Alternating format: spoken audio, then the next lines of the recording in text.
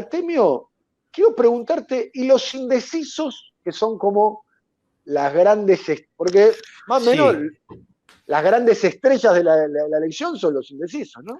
son las estrellas en el sentido de que son un número muy importante. Lo dijimos en el video anterior, no ha cambiado, están en torno al 15% de los electores habilitados para votar, pero tiene una característica socioeconómica que yo creo va a poder complementar perfectamente a Amado.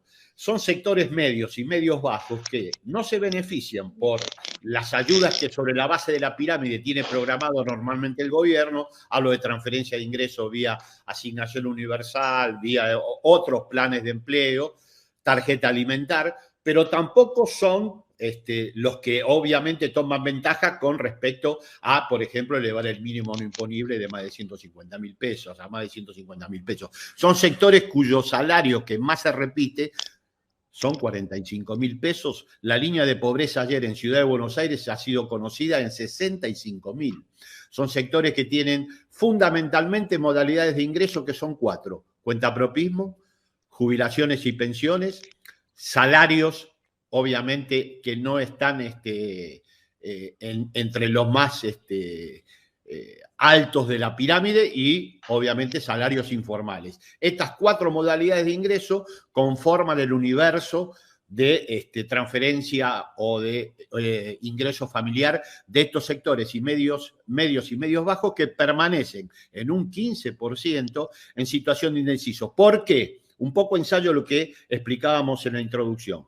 ¿Recuerdan muy centralmente los desquicios socioeconómicos a que fueron sometidos durante el gobierno de Macri, pero no observan plenamente todavía las mejoras que se prometieron con el gobierno de Alberto Fernández? A ver si entiendo, voy a traducir lo que entendí, Artemio.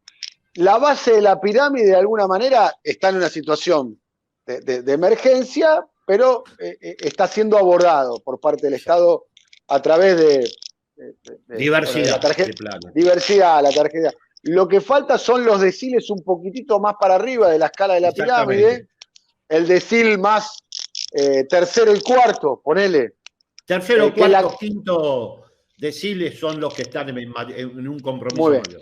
Y ahí no está llegando el Estado y es el lugar donde más afecta la suba de precios. Exactamente, bueno, impacta de manera plena la suba de precios, que es descomunal. Tenemos 50.1 de inflación general y más de 55 de alimentos. Estamos en una ¿Descomunal? ¿Dijiste descomunal? Sí, dije descomunal porque es descomunal. 50.1. Yo iba a decir vertiginosa. Bueno. Sobre todo en el último mes. Esto que viene pasando con los alimentos realmente es un punto flojo. Es un punto flojo. El gobierno lo está atendiendo del lado de los ingresos, pero si no se atiende del lado de los precios, es como tratar de retener agua con un colador. Es lo que dice Rulo. Rulo de la Torre dice eso. Ustedes se preocupan por los ingresos, pero el tema de la inflación. Claro. Y ahí tenés una cuestión de concentración que bueno, evidentemente no. El ministro de Economía no está inexistente. Otra vez lo atendés a Guzmán. Pero sos como el número 5 que Tiki, viste una patadita a Guzmán. No, bueno. Si fuera el número 5, ojalá me tocara ser Marangoni, pero. Bueno. Menos patadita. O redondo. Saliste bien, ¿eh? Saliste bien, ¿eh? Bueno, pero es muy llamativo que el ministro de Economía no esté siendo una figura tratando de alinear expectativas en este proceso. En la historia argentina ese ha sido un rol, te diría, central de los ministros de Economía, de todos los espacios, y de todos los momentos, con suertes diversas, pero por lo menos estar jugando el partido. No llegó por un aviso clasificado. Y es como que en este partido no está. Entonces yo entiendo que las cuestiones macroeconómicas, el Fondo Monetario, bueno, puede tener mucho glamour estar intentando resolver problemas reales que existen. Pero acá la situación está muy dura en lo que está pasando en el tema precios en la República Argentina, en circunstancias que realmente no hay un motivo marcadamente importante desde lo que, entre comillas, se podía decir que como técnico, ¿no? Son todas cuestiones políticas. Es mentira que son motivos técnicos. Pero vos hoy no tenés un tirón de demanda que esté explicando esto, no tenés una cuestión monetaria que esté explicando esto, no tenés una cuestión de expectativas devaluatorias que esté explicando esto, no tenés aumento de tarifas que esté explicando esto. ¿Y qué explica esto, el aumento? Y lo explican los niveles de concentración y cómo se aprovechan algunos sectores de esta situación. ¿Y qué instrumentos tiene el Estado frente a eso, Amado? Porque lo que vos describís es el diagnóstico, pero ¿cuáles son los instrumentos? Yo creo que el Estado tiene que demostrar su presencia y es cierto que en 30 y pico años de democracia no hemos logrado construir un entramado legal y funcional alrededor del problema de los monopolios. Y el ejemplo más simple es, a los que cosechan fruta en el Valle Río Negro no les alcanza lo que les pagan para bajar la fruta, y a un asalariado de los centros urbanos no le alcanza lo que cobra para comprar la fruta. Entonces, está claro que hay un problema de muy bueno el ejemplo que diste, ¿eh? ¿Lo puedes desarrollar? Sí, todos los años en el país, y te pongo el Valle de Río Negro porque es uno de los casos más emblemáticos, pero pasa lo mismo con los cítricos, pasa lo mismo con otros tipos de productos. El productor mediano y pequeño, que no está integrado verticalmente, es decir, que tiene unas poquitas hectáreas y siembra para cosechar, las concentradoras le pagan precios que a veces no le alcanzan para poder cosechar. Y resulta que esa misma fruta en las cadenas de supermercados, pero también en los almacenes, tiene precios que no se pueden pagar. Entonces quiere decir que el problema no está siendo el productor, en ese caso concreto, y que el problema lo recibe de lleno el consumidor. Bueno, ahí hay problemas de integración de la cadena, problemas de monopolios, problemas de concentración económica que generan estas situaciones. Y obviamente que no es algo que se va a poder resolver en un año. Pero estructuralmente, bueno, nosotros habíamos empezado a avanzar con esquemas de acompañamiento de los productores y la búsqueda del rol del Estado ahí, pero bueno, todo eso fue desarmado por Macri y ahora hay que empezar de cero otra vez, ¿no? Yo creo que tendría que haber especies de empresas públicas mixtas entre las provincias y el Estado Nacional para tratar de morigerar esas situaciones. No una empresa única para todos los productos, sino con las características específicas de cada región, poder estar como empresa testigo y colaborando con la situación. O que el Estado pueda ser accionista y poner directores en las empresas de comercialización y producción de alimentos, por ejemplo, puede ser una variante. Podría ser un esquema, va a ser muy resistido, ¿no? Bueno, resistido siempre va a ser, ¿no? También está bien, pero digo, ya que me hace acordar lo que planteas, el tema de las FJP. Si va a ser resistido, hagamos una reforma de fondo, hagamos una intervención porque que la FJP pasó eso un poquitito, ¿no? La idea era ir ahí. Había todo un mito que había que cambiar las reglas del sistema. Y el problema era el sistema, el problema es estructural. Bueno, en esto me parece que suceden cosas parecidas. Me recuerdo con el tema de la FJP, lo primero que se planteó es que los que estaban en las FJP podían volver al reparto, ¿no? O sea, que convivan los dos sistemas, ¿no? Exacto. No, incluso estaba la propuesta de La Baña de que sea una especie de FJP nacional, el sistema de cuentas nacionales. Que desde mi óptica, el problema es querer montar un seguro social encima de la timba financiera. No importa quién lo administre, estructuralmente está mal. Amado, íntimamente, ¿vos sentís que fuiste en cana por eso?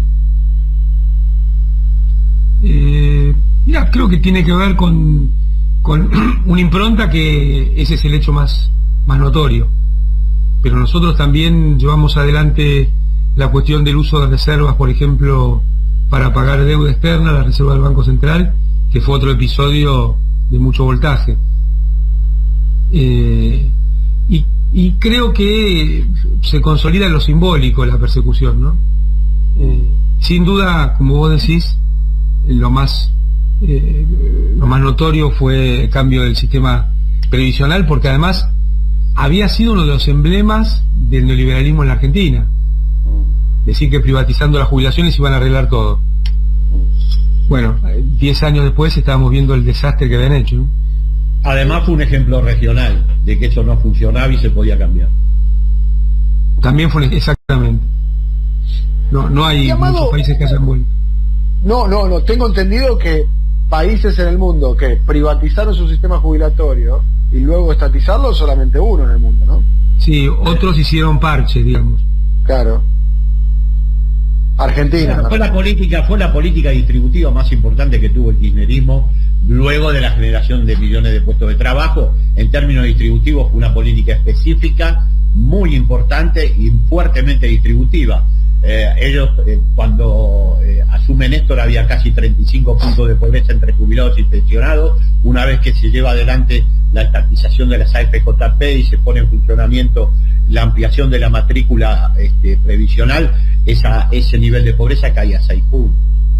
Fue muy importante. Vos fijate además que el primer año de Kirchner hubo menos jubilados que el año anterior en términos numéricos, no en porcentaje, en valores absolutos. Esto es imposible que suceda en un país, pero el sistema era tan malo y tan restrictivo que nadie se podía jubilar. Exactamente. Amado, no pensaba hablar de esto, y te traslado también la pregunta para vos, Artemio.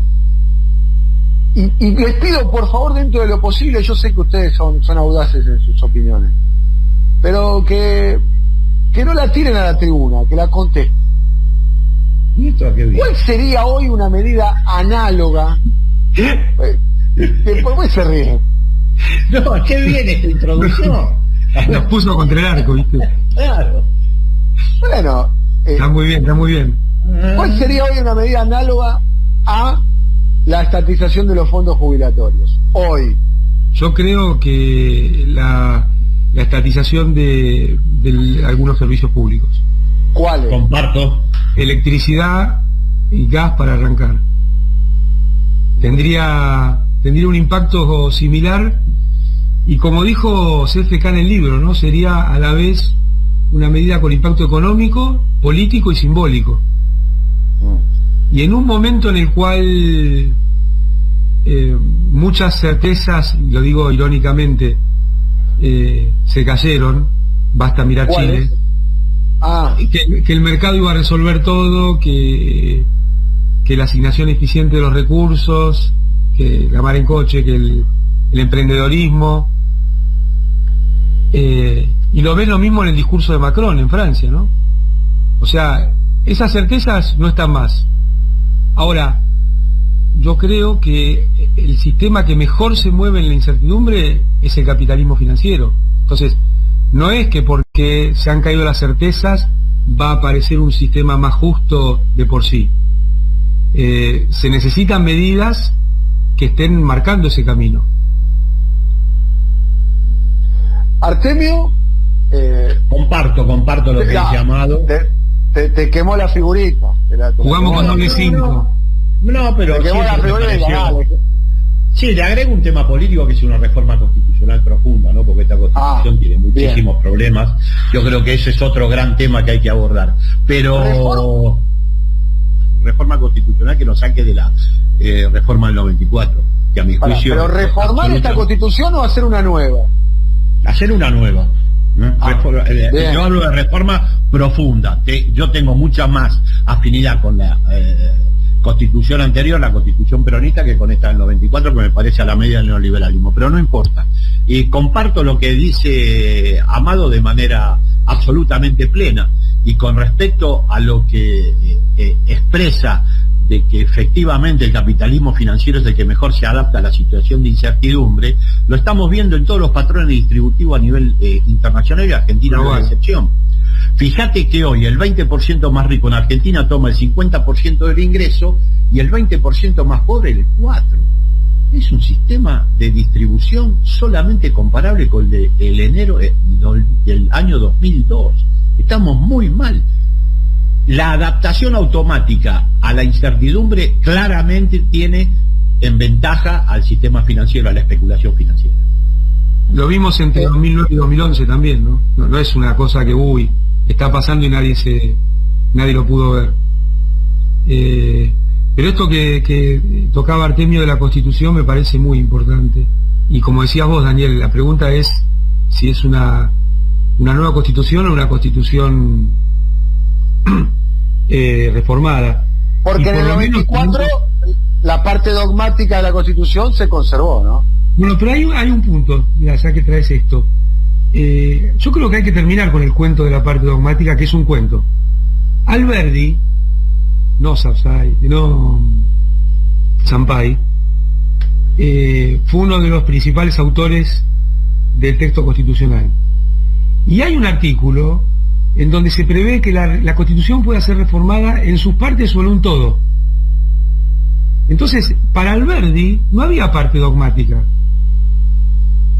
Tal es así que no solo está plasmado en el texto, él hizo un texto previo con un borrador, en el cual te diría que más del 70% fue tomado con otro articulado, porque algunos artículos se juntaron, otros se separaron, para la Constitución de 1853.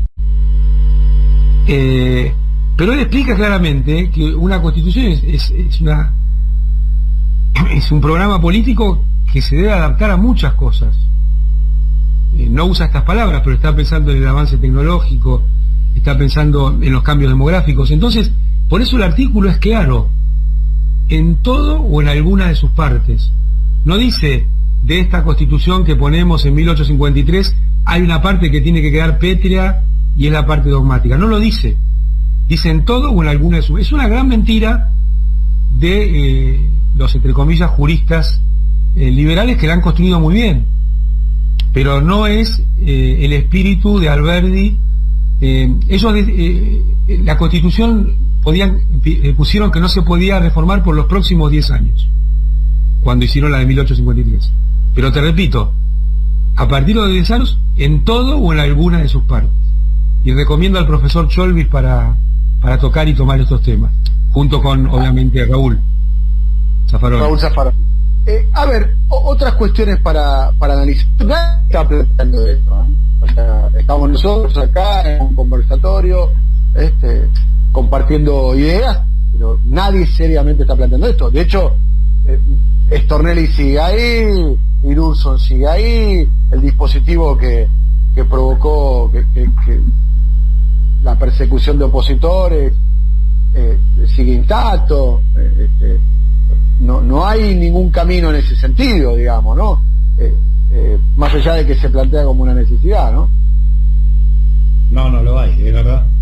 Pero el hecho de que no lo haya no quiere decir que no lo podamos expresar. Creo que efectivamente sin una reforma constitucional o una nueva constitución va a ser muy difícil avanzar. Pero bueno, hoy no está pasando, totalmente comparto. Todos los países, o sea, Chile está en ese proceso político, Perú va a iniciar el camino de la idea de una nueva constitución, o sea, pero llegaron a la crisis llegó a un estadio de madurez en el cual el que llega, lo primero que dice es: tengo que modificar la Constitución. Así es, ¿no? Sí. Acá en Argentina pareciera ser que o no hay ninguna crisis que demande eso. Así es, por ahora. No. Por ahora, ese por ahora me suena a Hugo Chávez. ¿Te acordás el famoso discurso de Chávez? Donde Sí, no hemos logrado por los ahora objetivos. porque las condiciones de vida de nuestra gente y de los sectores medios bajos y populares está muy deteriorada y francamente tiene mucho que ver con partes de la Constitución y lo que la Constitución que hoy está vigente indica. Yo creo que va a haber cambios tiene que haberlo porque las condiciones sociales así lo van a exigir. Vamos a ver, como vos decís, Daniel, es una demanda de toda la región o de una parte importante de la región, donde parecía impensable. Yo creo que acá va a pasar. Y vos tenés hasta la palabra del Papa, sin hablar de la Constitución, está hablando de los temas de la Constitución. Pero por sobre la dirigencia, digamos, está la tensión que hay en el conjunto de la sociedad que describía Artemio en términos distributivos. O sea, este sistema no da respuestas. Y cuando empieza a dar respuestas, empieza a tensionar límites que se hace muy complejo políticamente poder sostener en el tiempo. Entonces, está claro que necesitamos otro ordenamiento constitucional que exprese un programa político donde el principal problema global hoy no es la escasez, sino la distribución. Y esto es una nueva realidad que tiene que estar reflejada en el funcionamiento de la institucionalidad. En base a este patrón distributivo tan injusto, una parte importante de la explicación estructural de por qué surge la derecha tan violenta, tan salvaje, tan precivilizatoria en casi todas las democracias occidentales, yo creo que es esta. Mantener este patrón distributivo requiere de bestias.